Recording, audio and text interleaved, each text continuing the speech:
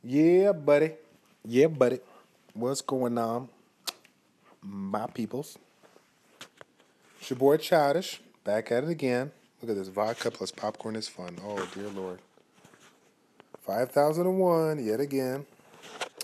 All right, anyways, we're back with the next episode. Bringing it back to you. This is a long time coming. We haven't seen this video in a while. We haven't seen this type of video in a while. We're bringing it back. It's back to the mix because we got to get some stuff on our chest. We got to get it out there. We got to address the elephant in the room. Y'all know what it is. It's just a friendly reminder, and I quote friendly because it is, right? For those that are new to the channel and have been here, new as in, the last month or two, welcome to the channel. We have a series of videos called Just a Friendly Reminder to kind of address some of those things that people don't like to talk about, all right? And as everybody knows that have known me for the longest time, I'm all about being real. And I don't like to beat around the bush. I like to keep it blunt, keep it real, tell you how it is, and no sugarcoating, right? I just do it. We just make it do what it do, okay? So with the concept of Guild Wars coming out, we got to talk about the good, the bad, and the ugly. Okay, copyright Childish 2015. I made that up. Somebody says they made that. Don't listen to them, okay? That was my original line. So, the good. We recently got a new opportunity to, gain not only a method of, getting a lot more various, items and whatnot through the guild shop, but we have an opportunity to, communicate with others. Right now, for the longest time, people were, in guilds, but the people that, a variety of guilds out there really didn't do too much communication because there was really nothing to communicate about other than just, shooting the shit and talking about whatever.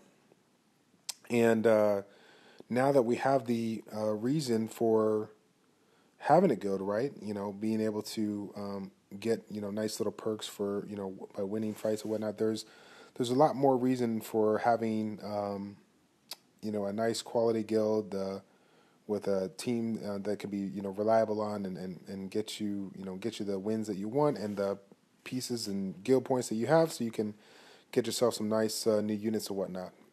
That being said, there's also some unfortunate sides to this. And I've kind of talked about this a little bit. So for those that have watched previous videos in the past, it's not going to be new. This is the first week of Guild Wars. So we're at that point where now people are testing it out and they're finding out, after they join this new and exciting guild, they're finding out, realistically how people are, playing or whatnot, or how are they, what their schedule's like, right? So you realize that the Guild Wars is definitely a nice thing to take advantage of. Stop trying to tell me to go into iCloud. I got to figure out how to disable that. And what you're realizing is that you might be losing certain fights, not because, the other guild is better than you, but because you're not, the amount of guild members that you have are not able to participate at the time you are, able to play. So what do I say to that? I basically say that, if you have the opportunity to play at a certain time, then definitely go out of your way to look for a guild that fits your needs. I find too many people trying to rush into guilds, and then when they don't win their first guild battle, they're like, dude, what the F, bro? It's all your fault. You should have done this or done that or whatever, and people don't realize that with casual guilds come casual, typical things, right? Casual playing times, casual participation, so on and so forth. And if you're looking for something with a little bit more commitment, you have to go about your way. You have to go out of your way to try to find that commitment. That being said, that doesn't necessarily mean you need to give up your life, your personal life, to try to get into one of these high-end guilds. I think one of the things that people are definitely losing out on is the concept of specificity when looking at certain guilds, whatnot. So from what I've seen, and maybe other people have commented or made videos about this, but here's what I'm seeing. What I'm seeing is tons of people making guilds, and they're having their how do I say? They're having their level requirement, they have their unit requirement, and they need to be a certain rating. Okay, that's all good, right? That is all good. I like that. However, realistically, with the 12-hour window, you can get yourself a few fights, but the chances of you getting everybody online at the exact time that the thing is going to be open is not going to be too great. But if you decide to increase the amount of specificity you bring to not only a high-end guild but a casual guild, you might be able to get there. My suggestion for other guilds out there that are guild leaders, vice leaders, or people looking for guilds, either you do this if you do this in your own guild, or look for guilds that do this, or hopefully I inspire other guilds to do this. Be a little bit more specific about your time frame. Not only are you going to require the units or the level requirement, or you require a chat program to be utilized or whatever. Try to be more more like, how do I say this? Like I kind of relate this to my golden days of like EverQuest 2, stuff like that, because at those times I was in high-end rating guilds, and rating guilds, in games and like that where you had rating guilds, they had a specific certain days, and they had specific times. So some of them rated 2 times a week, some of them rated 3 times a week, some of them rated 5 or 6 times a week, or even 7 times a week.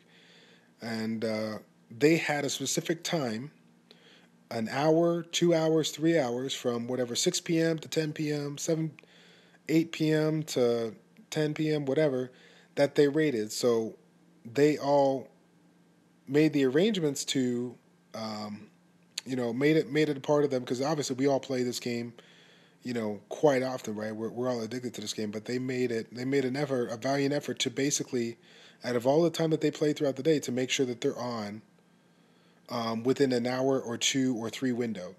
What is that going to provide? That's going to provide an opportunity for you guys to communicate a lot better, not in just the game, but offline. In addition, that'll give you a time to grind out your Guild War invitations, okay? So, as you know, I believe it's every 12 hours. I might have failed on that, but I thought it's every 12 hours, and you only can hold up to 6. That being said, if it is 12 hours and you only can hold up to 6, doesn't that mean that you only can generate 6 invitations within a 3-day period? So, if you have an idea for your guild that you're trying to make it a casual guild, but you're trying to get something accomplished as far as getting the wins and getting the battle points and whatnot, then consider that option of providing more specificity with your thing, and do the research. Take a look at the forums, appinvasion.com, the official forums, ComTwist forums, summonerswarforums.com. You got Reddit. Get more specific and look for those guilds that are Eastern based or Pacific Standard Time based. East Coast, West Coast, Central. You'll believe it or not, you'll find a lot of you should be able to find a lot of guilds out there that are a little bit more focused on a certain time that they can play. Because if that's the case, you can definitely crank out those arena invitations and communicate a little bit more as far as what your goals are, and what kind of figure out strategies as far as what you want to work on. So the thing that I see is people, because I'm in various line groups and whatnot, I see a lot of people in groups and talking a lot, but the times that they're talking, right, it's all spread out, and they'll communicate something, and then 2 days later somebody responds to that. It's like, wow, that's not going to work if you're leaving messages for somebody to check 3 days from now if they can't log in. But if you find yourself a guild that plays at the exact time that you play every day, then why not consider being a part of that guild. So specificity, not just for the player finding the guild, but for the guild leader finding the player. I think that'll help you improve your casual guild into a stronger casual guild, because you'll find people that can work within your times, and because they're working within your times, you can work with those people individually, get their teams better, make suggestions, and improve as a whole. Okay, so that's kind of the bad turn into the good, that concept. We got the ugly. Excuse me, that was random. So the ugly thing of it is, and I've talked to you guys about this, don't take it personal when you realize that after a few days of Guild Wars, and maybe it didn't go all too well, that you might have that your best guy or your top 3 guy leave to go to another guild because they got recruited out, or they wanted a more, maybe they found a guild with more specificity that they wanted, so on and so forth. That is going to happen. And when it does, don't take it personally, unless there was something directly that happened, that, some baby mama drama on the side or whatever like that. But at the end of the day, when it comes to these type of games and this type of rating concept and guild this and guild that, you're going to have the issue of loyalty and respect. And some people are going to take that for what it's worth, and some people are going to take that, how do I say it, not with a grain of salt. Some people are going to be extremely loyal and some people are not. You'll find out real quick, who's the people that's in it to win it, and who's the people that's in it to take the group that they have and take them for the long run, looking to build the team versus, find people here and there and just kind of break it all up or whatever. So, I know that there's going to be many guilds,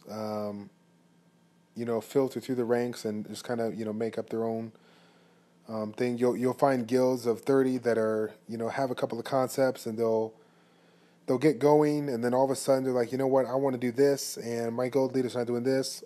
They'll ask people, how do you feel about this? Some will like it, some will not, and then all of a sudden you see a new guild form that was a branch of a different guild. You'll see that happen a lot.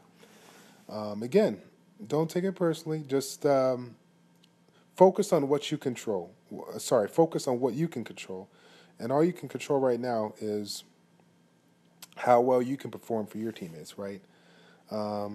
If you have an issue with a certain member, you can always obviously address it to whoever it needs to be addressed. But I find that some people get a little too irritated, agitated, whatever, when somebody moves on because they find something in a guild that they don't currently have.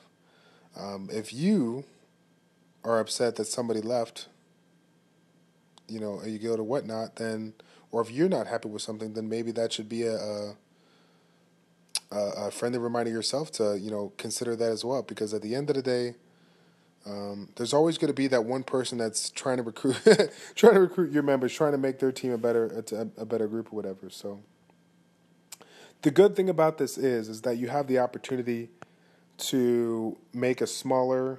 Oh, it's not too bad, but I don't need no more vampire runes.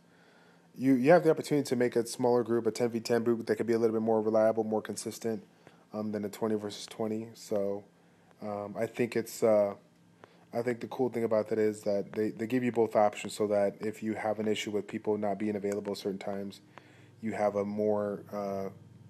less of a, how do I say, of a reliability factor. You can have more people available when you need them. So it's ugly. It happens. People leave. People get agitated, frustrated. But at the end of the day, if you focus on what you control, you'll see the light at the end of the tunnel. I think that's all I got.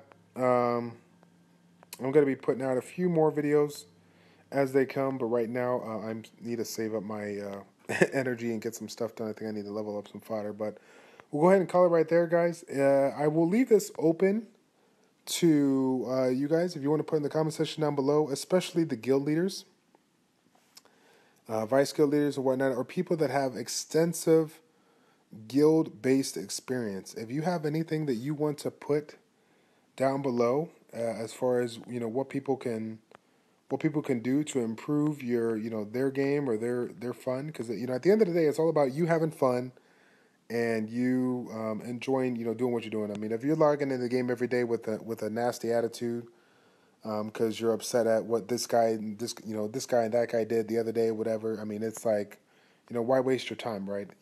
Focus on what you control, and if if you're not in the guild that you want to be in, then you obviously need to find a better guild that suits your needs. So, any of you guys, guild leaders, vice leaders, or anyone with extensive experience, put your input down below. Okay, I'm not the only one that knows this. There's plenty of people out there that have more experience than me that can provide some insight to people that are trying to improve their game and their game, game style or gameplay.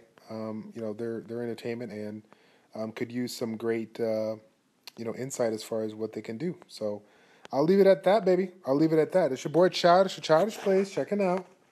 Take care. We'll see you next time.